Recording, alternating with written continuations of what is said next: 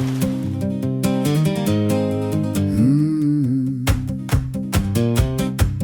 driving a wreck that belongs in the bin. The floorboards are rusted, the roof's caving in. The bumper is held with a bungee and twine, and the exhaust pipe is scraping the white middle line. The door doesn't open, the window is stuck, and driving to work is a matter of luck. Bits fall off daily on every highway, and the dashboard looks just like a disco display. Then MOT morning, I'm shaking with dread. The mechanic just looks at the motor and head. He plugs in his gadget, he shakes his gray head and says, "Mate, this machine is clinically dead. It's a fail for the emissions, a fail for the brakes, a fail for the noises the steering rack makes. The welding alone would cost thousands of pounds. It's time for a new car to get me around." So I'm scrolling through Auto Trader night after night on Facebook and eBay. There's nothing quite right until suddenly, bam! There it is on the screen, the most beautiful motor that I've ever seen. The bodywork glistens, the price is a steal. I can already picture my hands on the wheel, but I look at the postcode and let out a sigh. Why is the car that you want never nigh? It's 100 miles away, way out in the sticks. Why can't I find bargains in my Sector 6? With a pocket of cash, I head out the front door on a journey that takes me 5 hours or more, on 3 different trains that are delayed and late, and 2 smelly buses that I absolutely hate, full of damp, soggy people and screaming young kids, wondering why I am risking my quids. But I finally get there, the car's looking grand, the shiny red paintwork is tempting my hand. I poke at the arches and look at the tread. I find a few faults and I shake my own head. I say to the seller, look at this rust. The price that you're asking is frankly unjust. I offer him lower, I try to get smart, but he won't budge a penny, the stubborn old tart. It's pay the full whack or it's back on the train, with the smelly old buses and hours of pain. So I hand him the cash and I pray to the Lord as I turn the ignition and hop on the board. On the long journey home, I am gripped by the fear. My eyes on the gauges, my ears on the gear. The temperature's steady, the oil pressure's fine. I'm cruising along at a beautiful line, but then 30 miles out, the radio dies. The headlights grow dim right before my own eyes. The battery's draining, the alternator's weak. The outlook is suddenly looking quite bleak, but I coast down the slipway and limp up the lane, and I somehow get home before losing my brain. The very next morning, I'm up with the sun, charging the battery, getting things done. I give it a wash and a brilliant shine, and stand back to admire this chariot of mine. I'm proud as a peacock, I'm king of the road. Forget all the stress and the miles that I towed. But the honeymoon period was tragically brief, and my brand new old bargain just brought me more grief. Week number 1 and I'm hitting the town, when a terrible clattering sound echoes down. The hanger has snapped and the metal is raw as the whole bloody exhaust falls onto the floor. It's roaring and sparks fly all over the street, like a Formula 1 car without any seat. The noise is deafening, everyone stares as I crawl back to safety to make some repairs. Week number 2, I am driving to work, when the temperature needle just goes on the jerk. It shoots past the red and the steam starts to blow like a geyser in Iceland, a spectacular show. The radiator split from the top to the base, spewing boiling hot coolant all over the place. So it's back on the web for a brand new core part, and another big hole in my wallet and heart. Week number 3, and I walk out the door to find that the motor is sitting right low on the floor. Not one but 2 tires are completely gone flat, sighing and hissing like a dying old cat. There's nails in the rubber, or valves that erode, changing a wheel in the freezing sharp cold.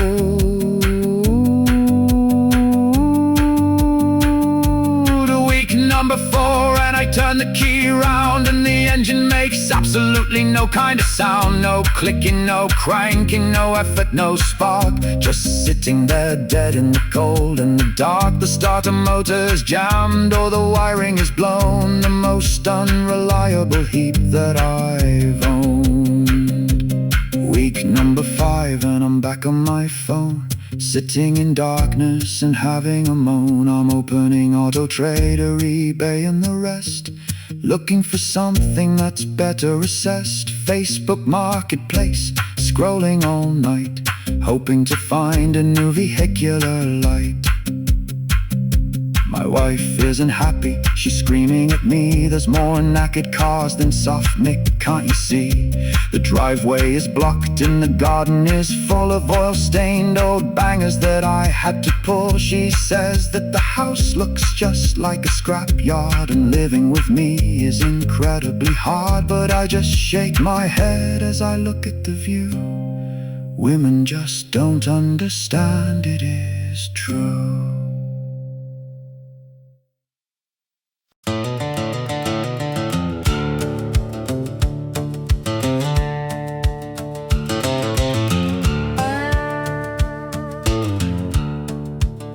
I was sitting in my castle, just minding my own, messing on the computer in my comfort zone, burning bits of wood till the laser cutter gave out, when suddenly a voice put my freedom to rout. I thought you were going shopping for me today. No, when did I agree to that prey? Yesterday, she snaps, why do you have to ask? And just like that, I was given my task.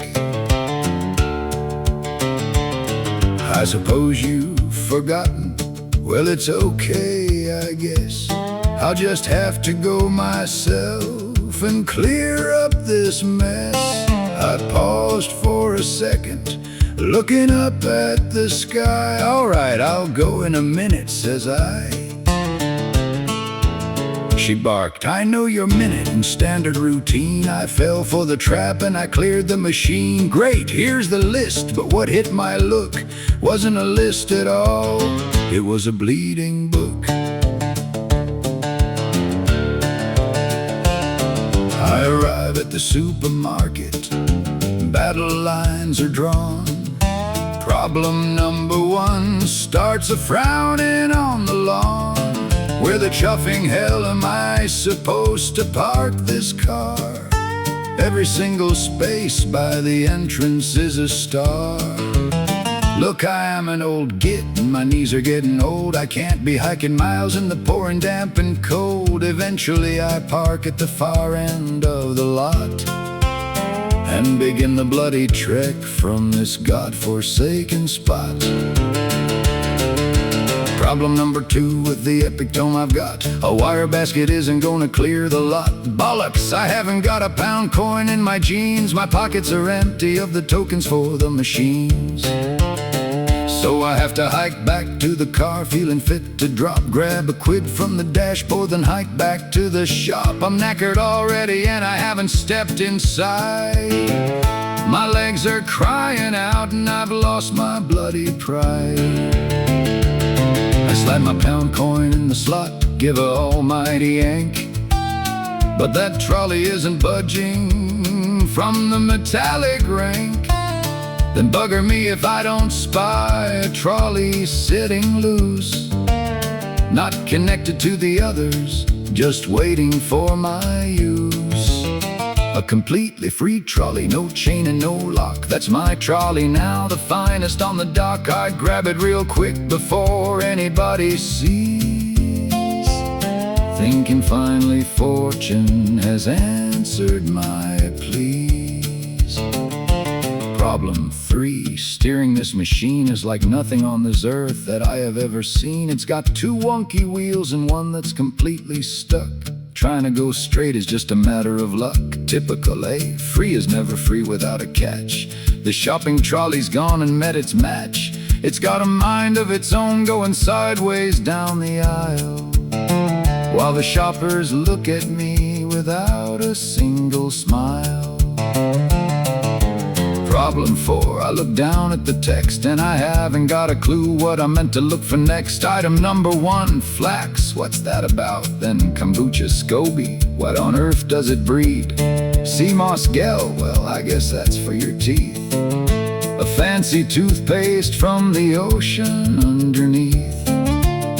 I find a young assistant, but she hasn't got a clue. I'll late, they decide, but I'm completely alone.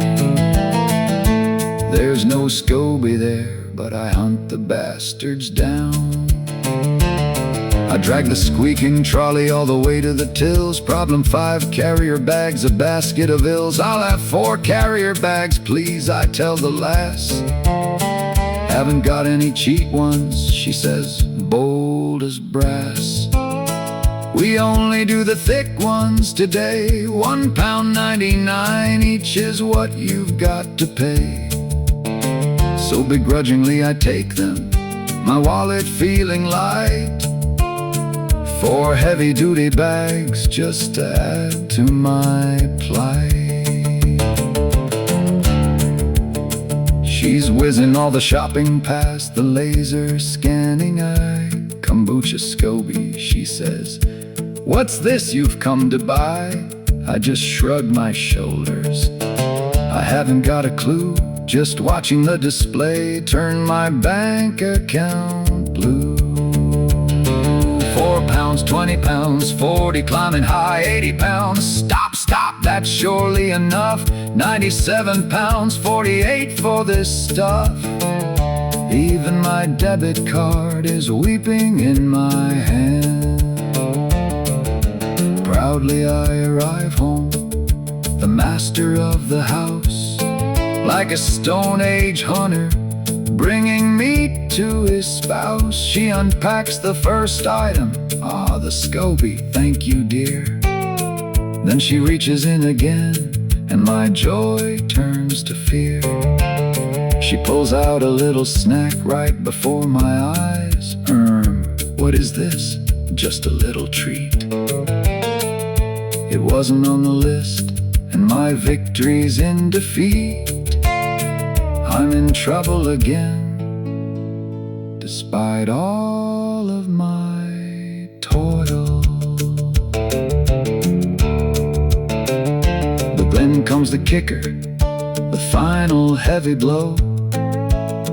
She looks at the bags and her face begins to grow. Why didn't you take our bags?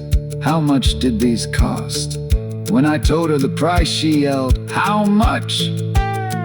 What a total waste of money. Your brains have lost their touch. I won't ask you to go shopping for me ever again. And I thought to myself, if only that was true. But next week, I'll be back in the shopping cart queue. Yeah, back on aisle 8 with my 3-wheel trolley.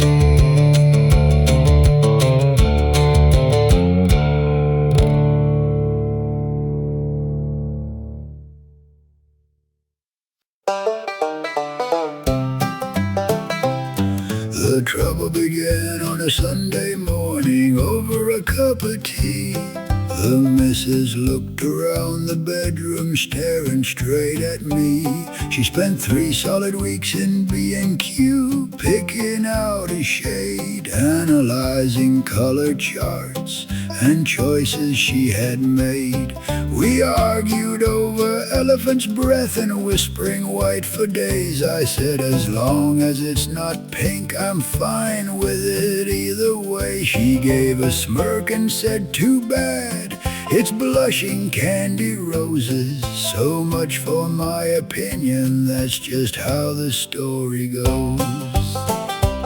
So off I toddled to the DIY store full of dread and gloom, to buy the gear required to completely transform the room. I grabbed 5 tins of emulsion and a tray to roll it on, some masking tape, a scraper, and a dust sheet made of spun. I made sure I had new brushes, sander sheets, and filler too. Not a Michael Jackson Thriller, just some polyfiller goo. I loaded up the faithful boot with everything I'd need and drove back home at 20 miles an hour at crawling speed.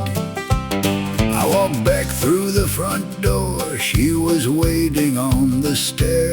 She tapped her foot and asked me, "When you starting it, my dear?" I said, "I've got a mountain of important things to do." She looked at me suspiciously and said, "Like what precisely, Lou?"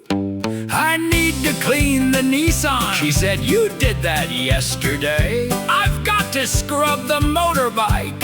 "You did that Friday, Jay." "I've got vital work on the computer." Like playing solitaire, I sighed and said, "All right then, love, I'll start it later, I swear." Next up was the heavy lifting, shifting wardrobes out the door. I nearly threw my back out, dragging drawers across the floor. I managed to trap 3 fingers and I stubbed my bleeding toe before a single drop of paint had even chance to flow. I finally cracked the tins of pink and started slabbing it on, but cutting in is not my skill, and things went quickly wrong. My hand gave a massive shudder, the roller took a flight, and now the pristine ceiling's got a splodge of fuchsia bright.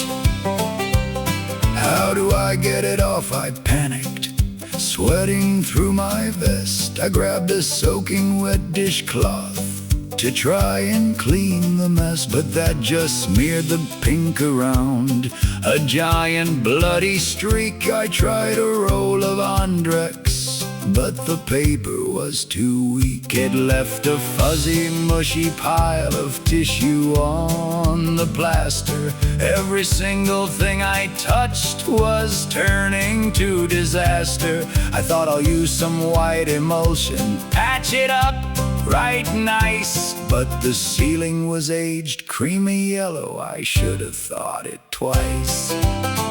Now there's a blinding, brilliant white patch gleaming in the dark, staring down at me just like a glowing beacon mark. It looks so bloody obvious, a total DIY crime, which means I've got to paint the bleeding ceiling now as well this time.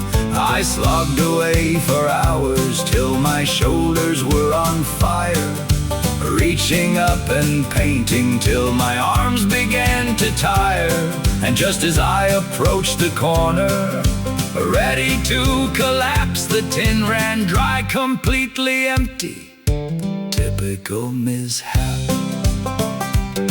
I looked down at the floorboards, thanking God for my dust sheet. We wouldn't want this pink stuff on the carpet by our feet, but the cheap plastic had split apart right where I had been standing, and a massive puddle of the pink had made a perfect landing.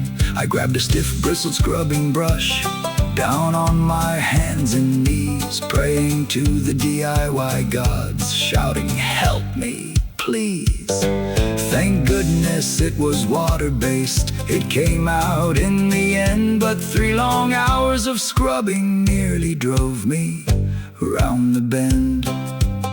I finally finished up the room and moved the furniture back. My joints were stiff, my eyes were blurred, I was absolutely knackered. The missus strolled into the room, surveyed my week of pain. glanced around, she shrugged her shoulders, looked at me again. Not bad, she said, it looks okay. Didn't take you long, did it? I nearly swallowed my false teeth. I thought I'd have a fit. I'd love to see her give it a go with the roller and the glue. The next time that she wants a change, she can do the bloody loo.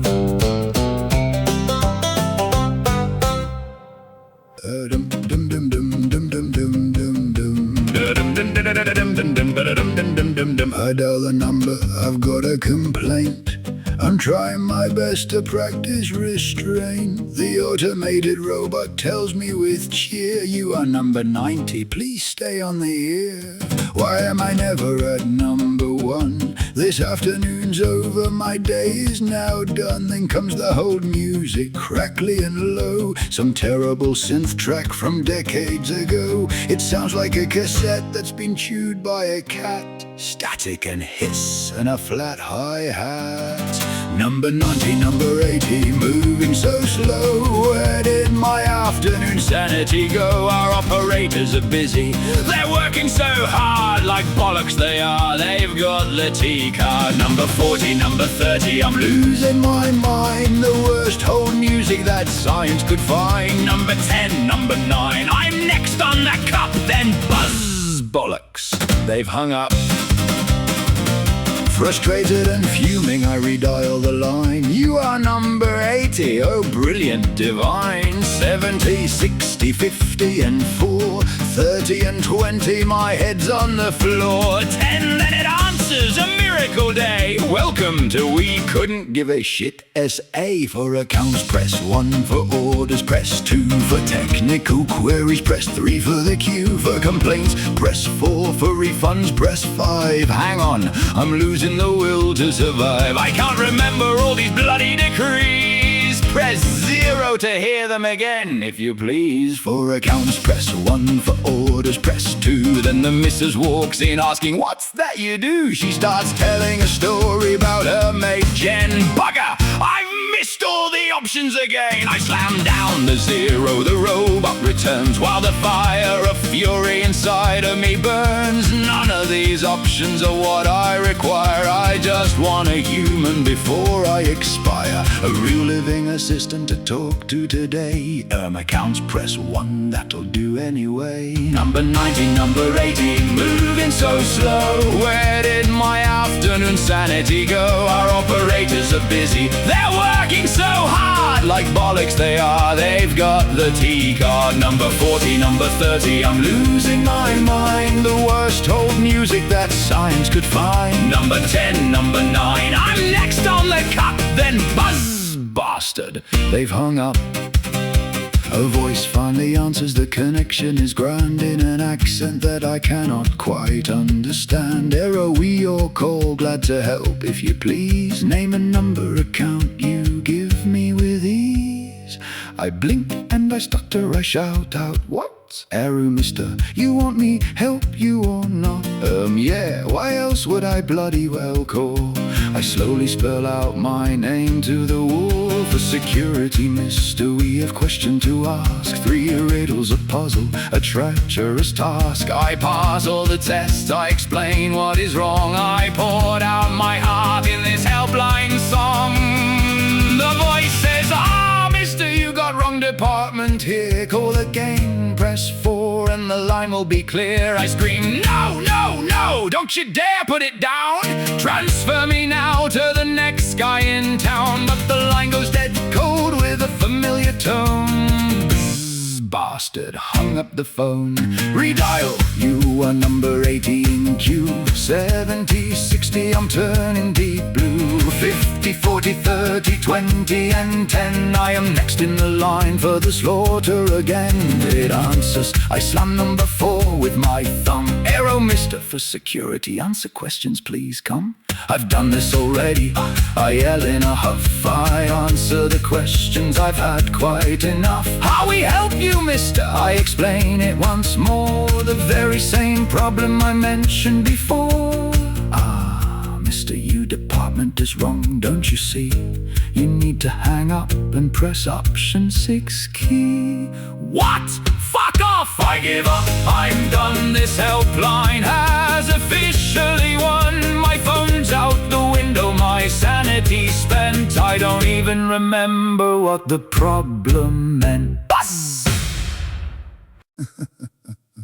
When I was young, alright, you funny fucker, yes I know that was a blooming long time ago. But TV back then was a beautiful sight, just 2 bloody channels in black, grey and white. There was always a sitcom or something to see until the screen buzzed and ran out of TV. The test card popped up with that girl and her doll. Time to turn off the box down and need alcohol. No midnight streaming, no binging till dawn, just static and fuzz till the breakthrough of morn.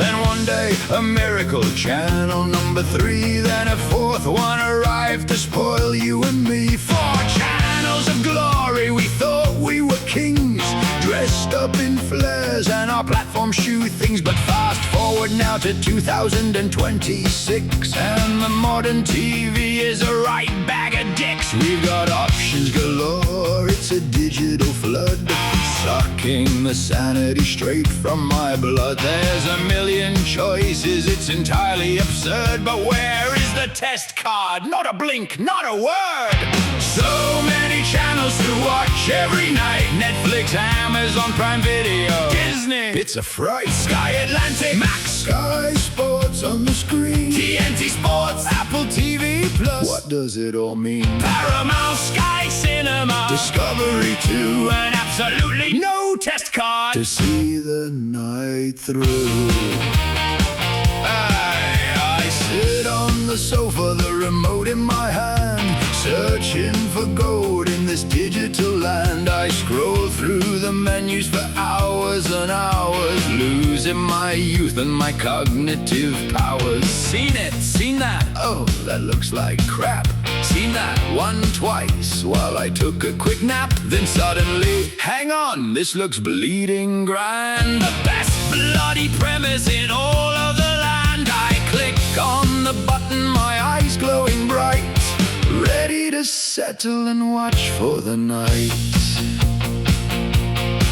But a message pops up in a corporate glare. To view this program, If you even dare, please give us your bank card and monthly subscription, and sign away rights to your medical prescription. Fuck off, I yell as I slam down the guide with a burning desire for violence inside. so I back out the menu and search once again, inflicting myself with this digital pain, surrounded by icons, trapped in the matrix, reliving the trauma of old helpline tricks. so many channels to watch every night. Netflix, Amazon Prime Video, Disney, it's a fright. Sky Atlantic, Max, Sky Sports on the screen, TNT Sports, Apple TV Plus. What does it all mean? Paramount, Sky Cinema, Discovery 2, and absolutely no test card to see the night through. so many channels, yet so much pure shite. There must be one good thing to watch here tonight. Surely there's something that isn't complete trash, that doesn't require another load of my cash. But search as I might through the infinite scroll, it's a wasteland of garbage that tortures my soul. I spend more time browsing and looking at art than actually watching a show from the start. My eyes are gone square and my thumb has gone numb, just waiting for something halfway decent to come. Then finally brilliant, I can't quite believe, a moment of triumph and blessed reprieve. The best thing to see on the whole bloody screen, The finest production that's ever been seen. Was it made this year? no, it blooming well wasn't. 2026? Absolutely it doesn't. It's a film from years back, from a different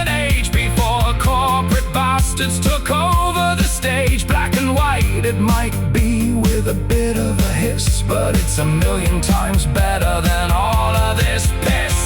Give me the static, give me the tone, give me the test card and leave me alone. Netflix, Amazon Prime Video, Disney goodbye, Sky Atlantic, you can go dry. Sky Sports, TNT Sports, Apple TV, a bar, Paramount, Sky Cinema, it's too hard. Just give me that creepy go playing tic-tac-toe. Static, fuzz, hiss, beautiful.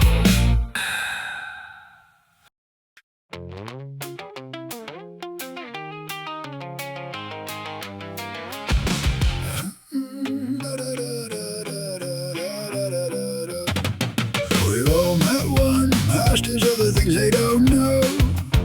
They diagnose problems that aren't even there, causing chaos and they really don't care. Where logic is thin and evidence weak, they set out to fix your whole life. They'll explain facts they know sod all about, from a Wikipedia page in a confident air. They've been there, done that, read the book, seen the film, got the t-shirt. How could they be wrong? They hold court, preaching about the stack. They've never seen a line of code, but tell devs to switch from basic to Pascal like choosing coffee beans. They claim the GPU runs the thinking, while the CPU is just a fan, but couldn't find the power cord if it decided their fate.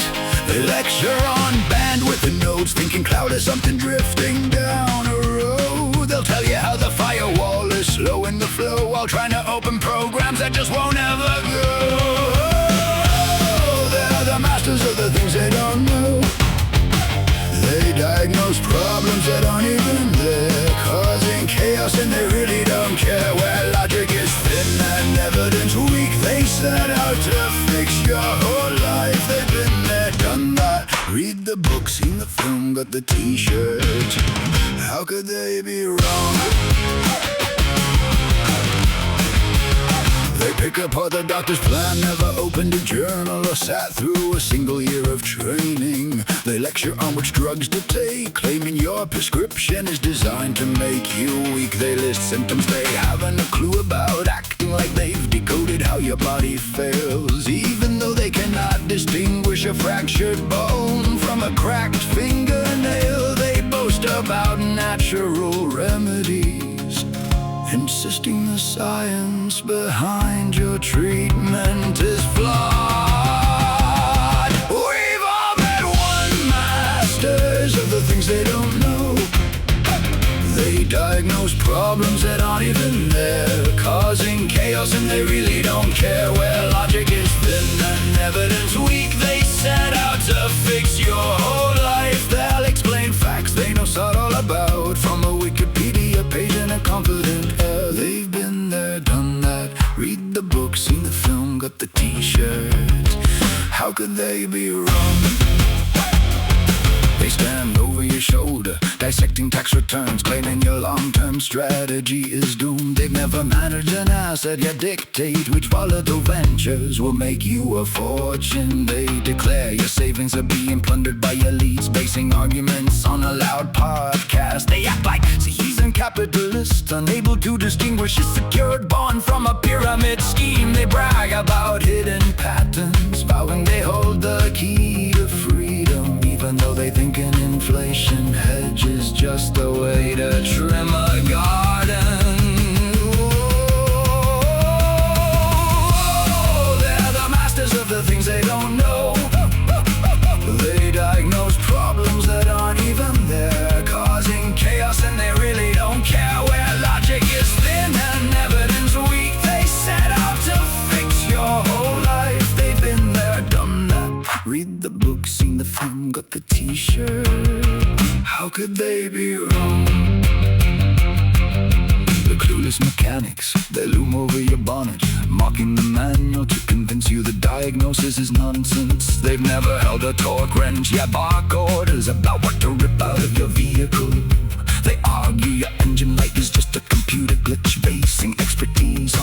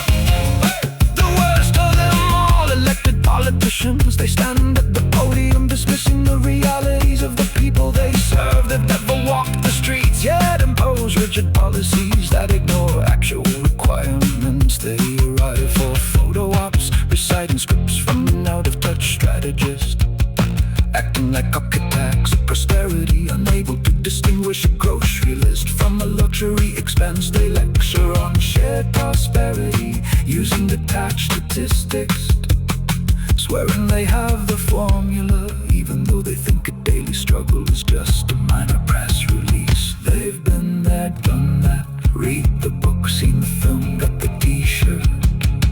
How could they be wrong? Hey, you could always ask Bob.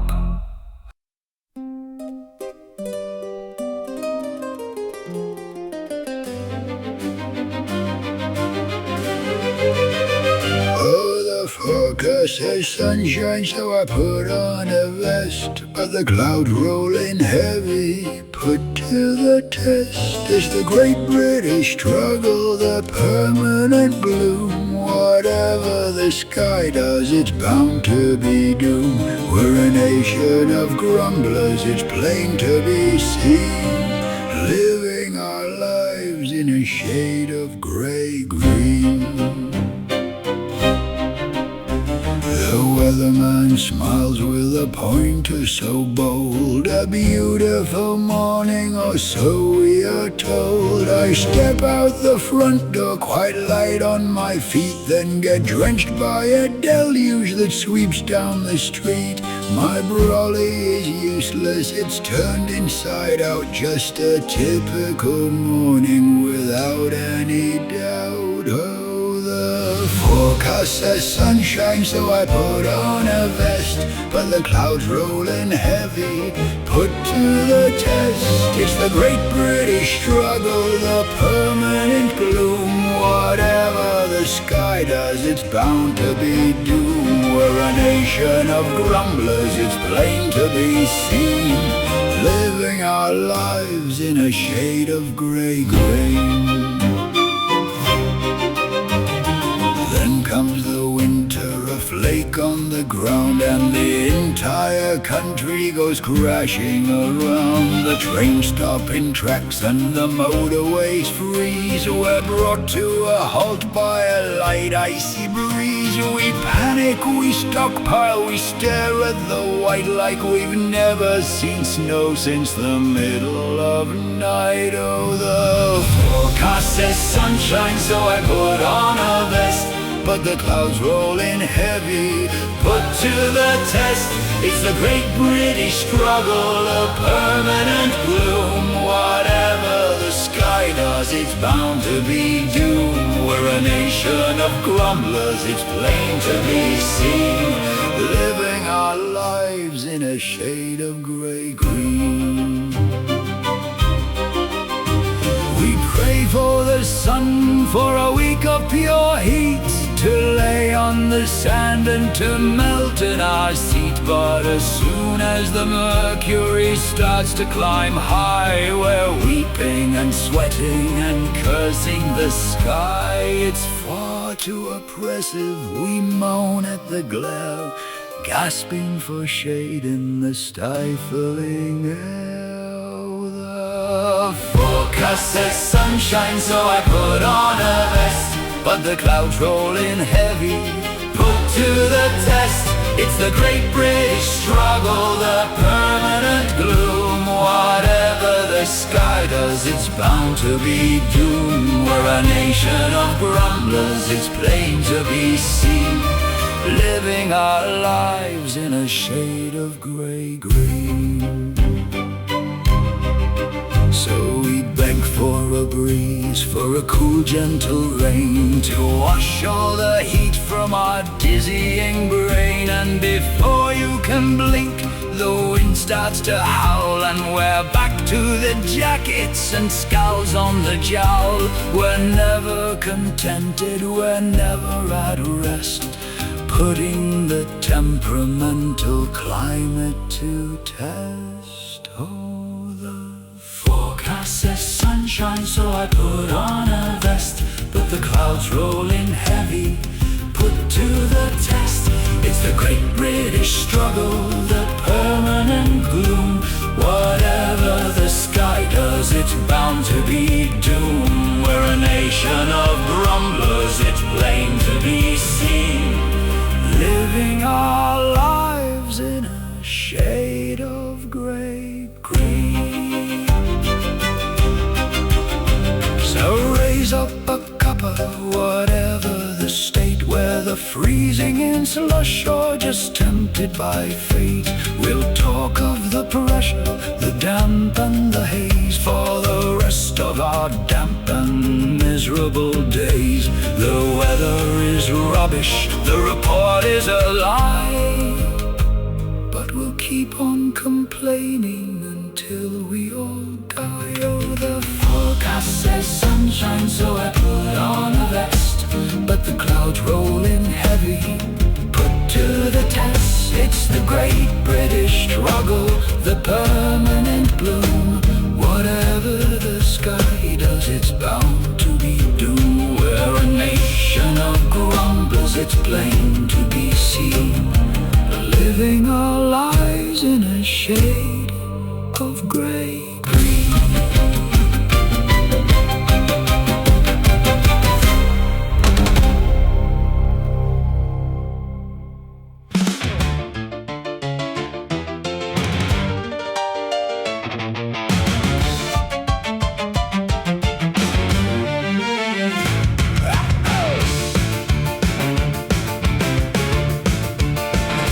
Trolling through the adverts, clicking every link, applying here and there before I even stop to think. The screen flashes red, a digital dead end. Rejected, rejected, my so-called new friend. I'm filling out the forms, a dozen in a row. They promise we can help you, but the answer is a no. Oh, it's the finance game, the chase without a prize. They're selling consolidation with nothing but lies. Junk mail in the inbox, apply now, you're approved. But every single time I'm getting moved and removed, turned down again, they love to see me sweat. It's the beautiful design of the corporate debt.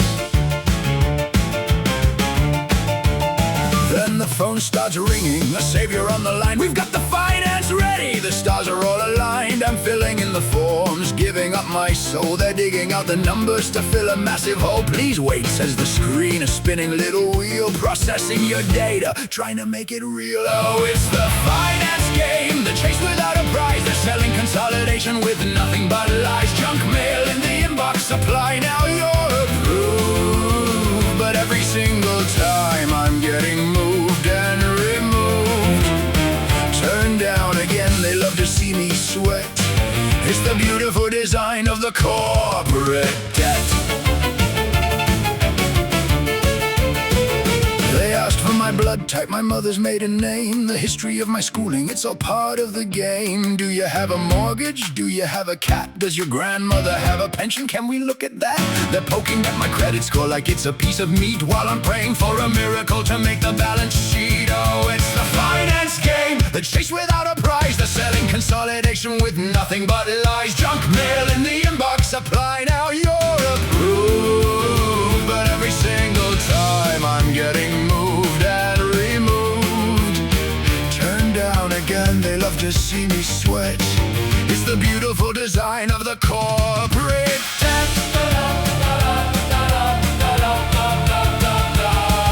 They send me a proposal, a special APR, hidden in the small print like a predatory scar. Just click to sign, they whisper the money's on its way, but then the system crashes at the end of the day. It's a masterclass installing a bureaucratic dance. They love to dangle carrots just to ruin every chance. So it's the finance game, the chase without a prize. They're selling consolidation with nothing but lies. Junk mail in the inbox, apply now, you're approved. But every single time I'm getting moved and removed, turned down again, they love to see me sweat.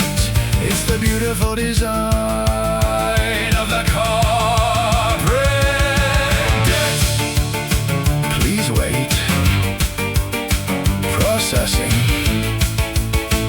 Please wait.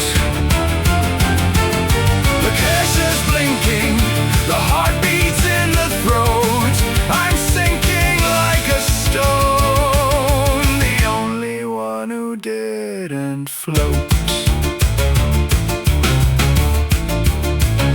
final screen is loading, the tension's at its peak. My future's hanging on a software error, so to speak. The logo spins around, it mocks me with a glow. A tiny little progress bar that's moving way too slow. The air in here is stifling, I'm gripping on the chair, waiting for the verdict that I know is just unfair.